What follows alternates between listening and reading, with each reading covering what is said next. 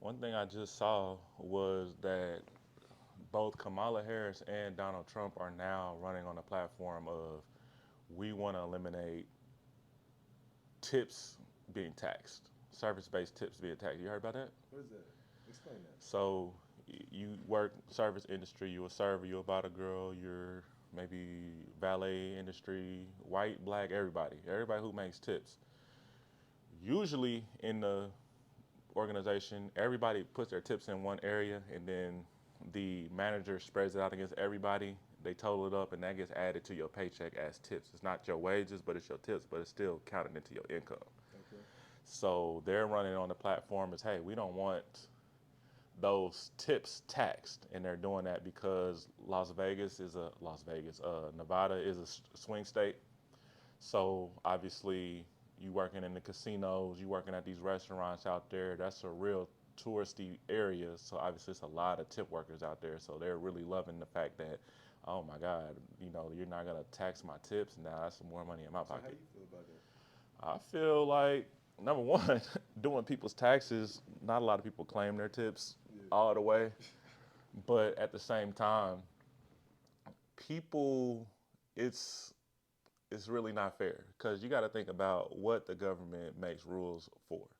It's always because they want to incentivize a certain action. Obviously, they want to win Nevada, so that Yeah. makes sense. But what does that do to the economy? I don't think they're Facts. thinking that far ahead. I think Yeah. they're focused on winning Nevada and throwing out language that everybody's going to perk up to. But do they think long term about how that affects the economy or what that really does to the GDP? So Or, what does it do? well, number one, how does America pay their bills? How do we pay our firefighters? How do we pay our Tax dollars. tax dollars? So we're limiting the amount of tax dollars for the government. Okay, that's one thing. Number two, let's say that you, let's say you deliver Chinese food for a restaurant, and the majority of your income comes from tips. Somebody at your same skill level works over here for UPS. I'm just gonna throw out a company, UPS, and they're delivering. Same set of skills. This person is paid W-2. This person's majority paid at tips. There's a gap there because this person is gonna end up paying way more taxes than this person. You know what I'm saying? Yeah. People with the same level of education, people with So the same level of skills are being taxed at different rates. Does that make sense? yeah. So what would be your solution to that? Well, let me finish because everyone's excited about it and it's a hot bucket, it's a Yeah. hot button, but you also got to think of it like this. Most people who earn tips instead of wages are low income earning individuals anyways, Right. right? Yeah. So when it comes down to it, when you go and do your taxes, you probably didn't owe any taxes anyways. You know what I mean? You probably was under the standard deduction regardless. So it Yeah. really doesn't help anything, but what we're learning is what perks Americans up, what gets our back straight to make us look around and feel like, oh, they're talking to me. Yeah. You know what I mean? Facts. Because at the end of the day, And do you feel like that's a good tactic to win votes, and it affects the economy? I don't think I think that this one was a ruse, and it's gonna backfire because, like I said, service delivery driver, delivery person A, delivery person B. You decided not to tax half of their wages because it comes from tips, but this person's getting taxed on every dollar they make. There's gonna be some imbalance there that they're not thinking And it's gonna, forward. and I think it can be a lot of laundering too, Hmm. money laundering. Right, But and that's another thing because I I'm a tax professional. I can say, hey Mike, pay me $20 for your taxes and then tip me. yeah, And if you tip me the right amount, I'll do your yeah, taxes. goddamn, So now I'm restructuring my income to facts. where this is not taxed no more. Yeah, You know what I'm saying? And hmm this is a federal thing, so applies to everybody, and it doesn't apply to the state, not yet. So, well, how they're running for it, but we just got to think about what long-term effects does this really make? yeah, Because number one, people are gonna figure out how to finesse And like this. I said, just be educated. If they using it, we should use it, right? We 100% should use it. And that's Yeah. my main thing. I I'm like glad that. you know that. Oh Yeah, yeah, we bet. Cause hey, I'm on come on, that. we on that. We on that. Yeah, they're not open this door up. They And better we not open it. educated now, bro. They not. Johnny, Yeah. what got you into text, bro? I love that question, bro. That's a deep question. We getting to learn each other today, huh? Uh-huh. So it started when I graduated. I was uh, tourism management. So I saw myself working for Parks and Rec, having fun with my life, working with kids, putting together sports programs and managing sports facilities and things like that. Or I saw myself going and managing a Six Flags. Like that sounded cool to me. Yeah. Life happened before I graduated. I already was pregnant with my first child, and she was due. Can I stop you real quick? Yeah, I love how you said you was pregnant. Hey, man, I was talking to somebody, and she told me, "Why did you say you got an abortion? Because we was pregnant." yeah, So I like that you said it, but keep going, bro. that's all me in Yeah, like, there. we got And now pregnant. you gotta Yeah, plan your future facts. around what you got coming. I'm not one of them niggas who that's not me. Yeah, But I mean, anyways, yeah, yeah. So and then so I'm just working my career. Like once I found out I was having a child, that put all the because I had an internship in South Carolina, Hilton Head Island. Like I'm living on a beach. I'm working for the Island Recreation Center. I'm living on an island. Like I'm from Indiana, like cornfields, bro. come on. And I'm on an island, sand. I'm like running a Where is it? What was it? Hilton Head Island. This was 2012 Okay, summer. sounds This fun. was my bro. It was fun as hell. I feel like I was saved by the bell. They just took it was called Internship Connection. Yeah. Anybody can apply. They take kids from all over the country about to graduate or whatever grade you in. If you want your internship this summer, you apply to that. So you was like prep school little guy. Nah, this is college. I mean, I went to. Oh, this is I'll tell college. you about my college, Okay, but good. 2012 I graduated college. That was a long time I forgot. ago. I graduated high school Yeah, 2008. I graduated high school in 2014, so I forgot. Yeah. Yeah, yeah. So I'm done with college. I Yeah. mean, I'm done with high school. I'm done with college. This is my last situation before I graduate. Okay. So they bring people all over the world, bring them to Hilton Head Island, put us in a resort, but it was basically just timeshare. It was really run down. But we there. We like four to an apartment, 2 bedroom apartment, four of us in there. It's like 19 apartments of kids, and we just everybody gets up in the morning, goes to work. We come back, we pop open them beers, and I'm just partying white people. So like you said, learning how to move. It was only like 3 black people in the program, and both of them acted white. The one black girl, she was dating the white dude. I was just like, you ugly anyways, but that's fucked up. She need trying to holler at me, but it's all good. You know what I'm saying? And then transitioning, that's when I fell ill. Well, let me say this. That's the life I wanted.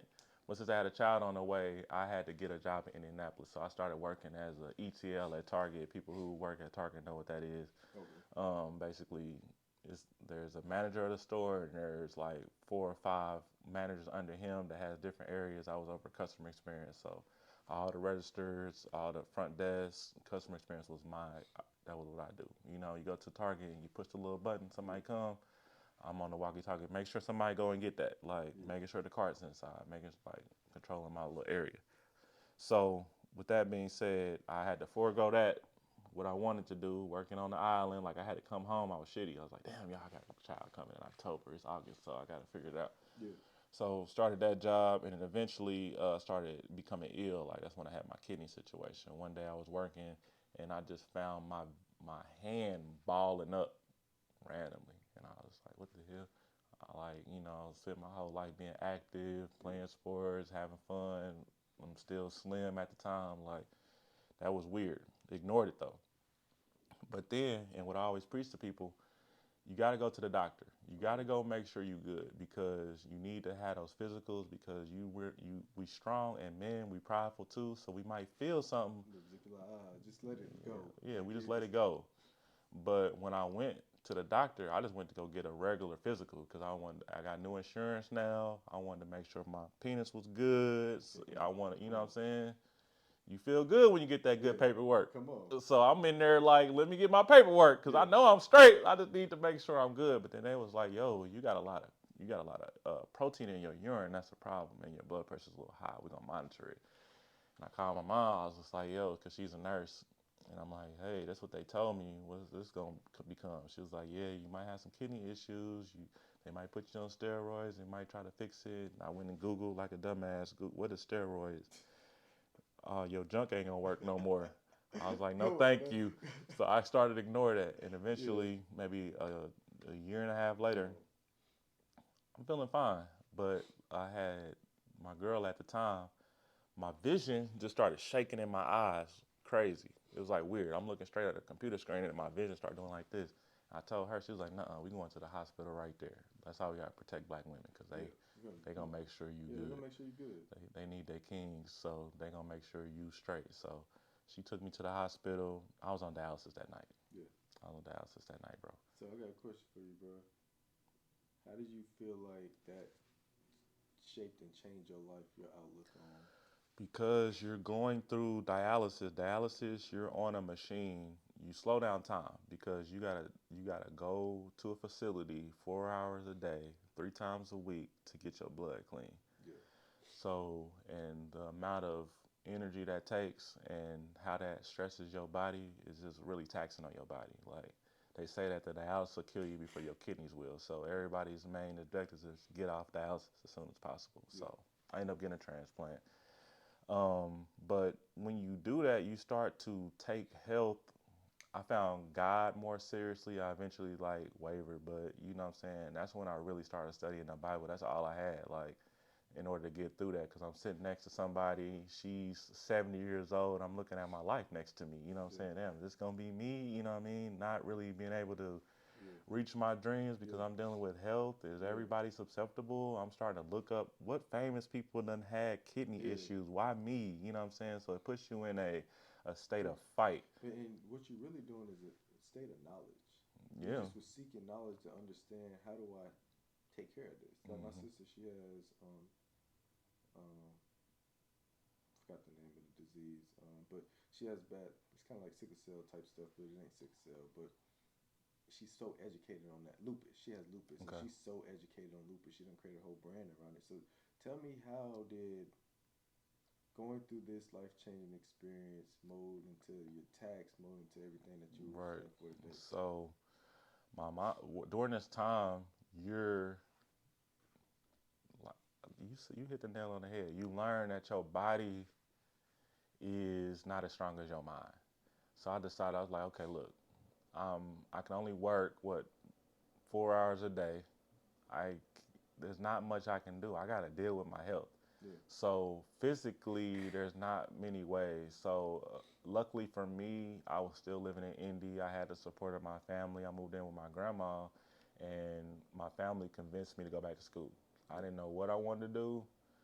I was good at school toward my latter years of school. My sophomore year or my junior year, my senior year, I was straight A's. yeah, Before that, I was like you, 2.2, yeah, 2.7 coming out of high school. So I was like, okay, I'm good at school now. I know how to create a schedule and make sure I study and yeah, follow up and shit. But once I got there, I'm like, what do I want to do?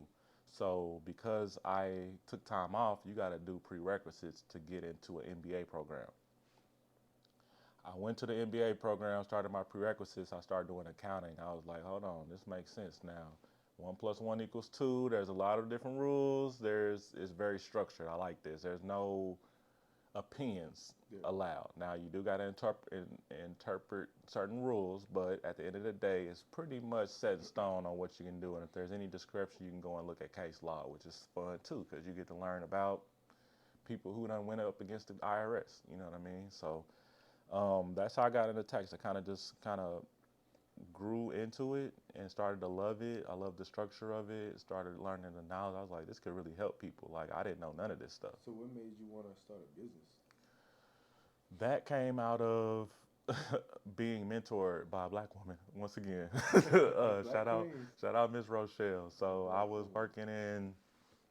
I done made it all the way to uh, staff accountant, mini controller slash like assistant controller type of position in accounting. It's like 4 years later now. I done finished my degree. I done worked in AP. I done worked in AR. I done worked in staff. I done made my way corporate ladder wise. And I had a peer. She was older, Miss Rochelle, but I knew she had more money than me. I was just like, how the fuck is she driving that? How does she got all this? She Yeah. go to lunch every day. She got a whole bunch of kids she taking care of. She got kids in college, and she's, you learn about people on the job, and we Yeah. working closely, and that was my number one go-to if I didn't know anything. Yeah. So every year, for like 3 years, she was like, hey, I want you to work with me. Tax season. I'm like, tax? That was the one class I did not mess with Yeah. in college. Like, I liked it, but it was, we learned theory. We didn't learn how to do it. You know what I'm saying? Never seen a 1040 until after I graduated, for Yeah. real. So I was more focused on business, manufacturing accounting, cost accounting. Yeah. You know what I'm saying? That was what I liked. But she told me she did it on the side. She was like, come on, make some money with me.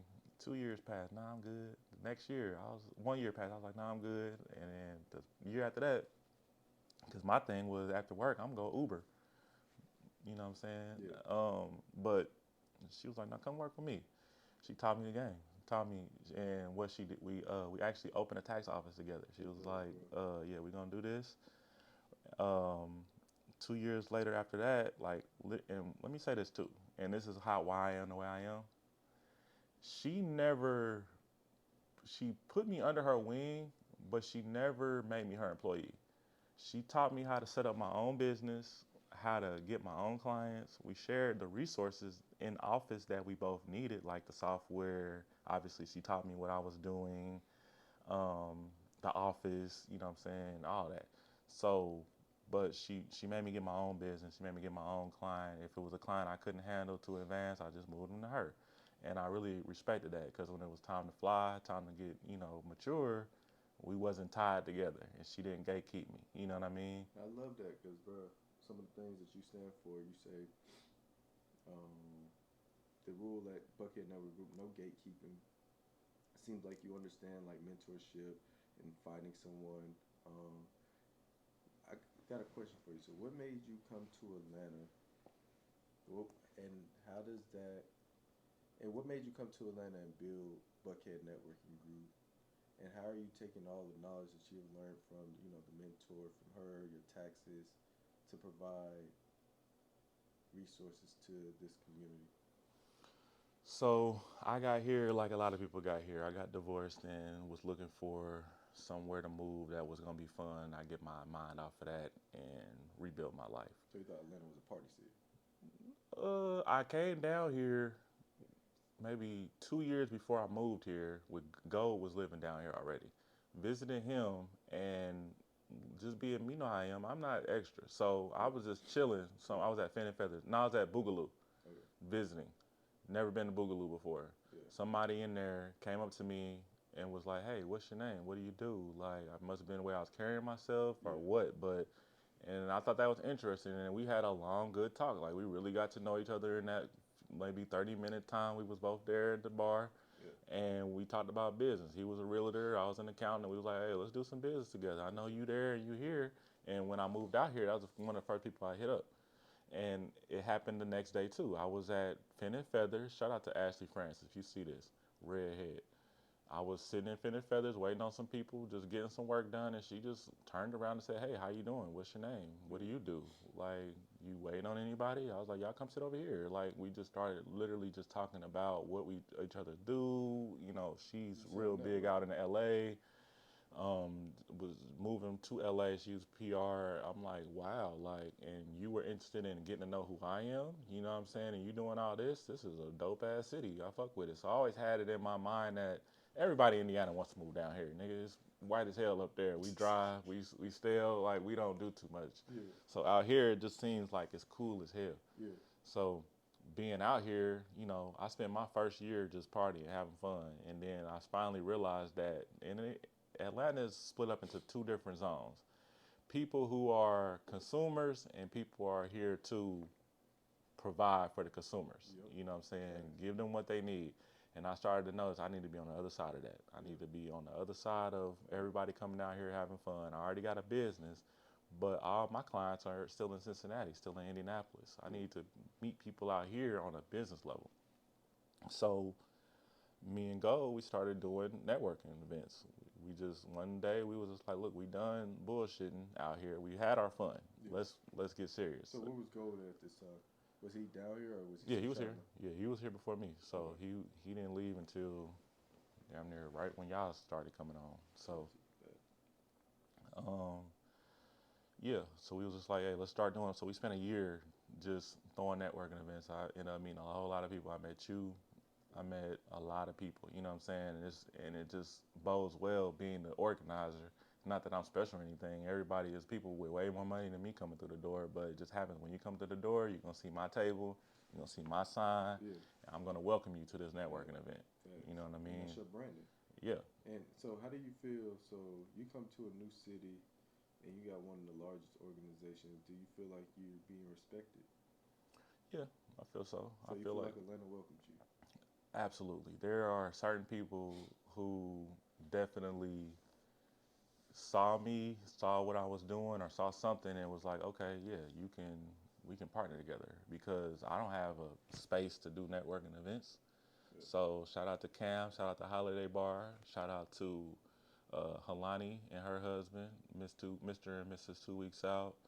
Shout out to Ember Lounge. Shout out to uh, Vanity Lounge, those owners. Shout out to everybody who, you know what I'm saying, obviously they're getting some out of the deal, but they had to take a chance on me, you know, and create a partnership from somebody they don't know. And shout out to the last one.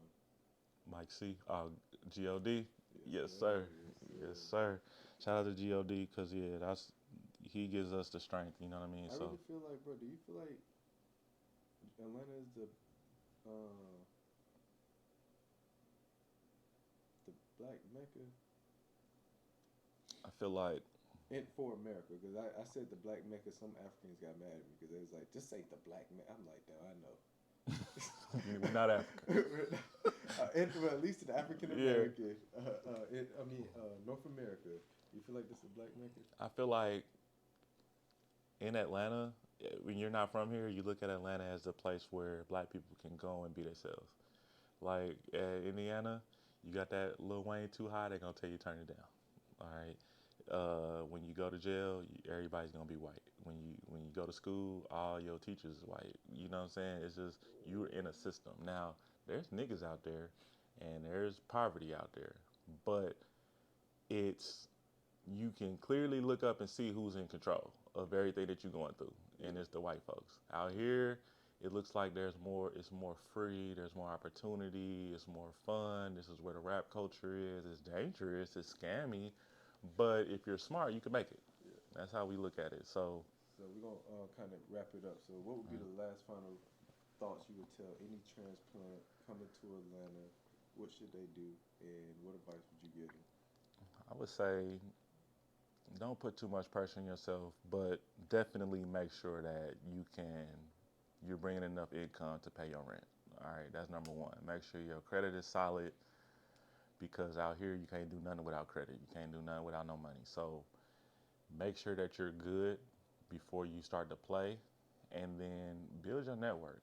The more people that can vouch for who you are as a person and know you as a positive individual, the more business that you're going to get, the more opportunities are going to open for you. Because at the end of the day, myself, if opportunity comes and it's not for me, the first person who pops in my mind that's good for it, I'm gonna let the person know. So you got to be on top of people's mind. You got to put yourself out there. People got to know who you are because opportunities come and you want to be mentioned in rooms you're not in. All right, and there's ways to create those opportunities for yourself, or you can join a community and start to build that family. You know what I mean? People just got to get to know you somehow. So you can't be in the house and people get to know you. At the club, they're gonna see you, but are they gonna get to know you? They can't vouch for you until you have a real personal conversation. And this is literally the deepest conversation me and you've ever had, but we can still vouch for each other. So it gets deeper. You know Yeah. what I mean? So I love this, bro. yeah, Man, this shit wrap it hard. up. This is Johnny Wood. We Yes, out. sir. We out.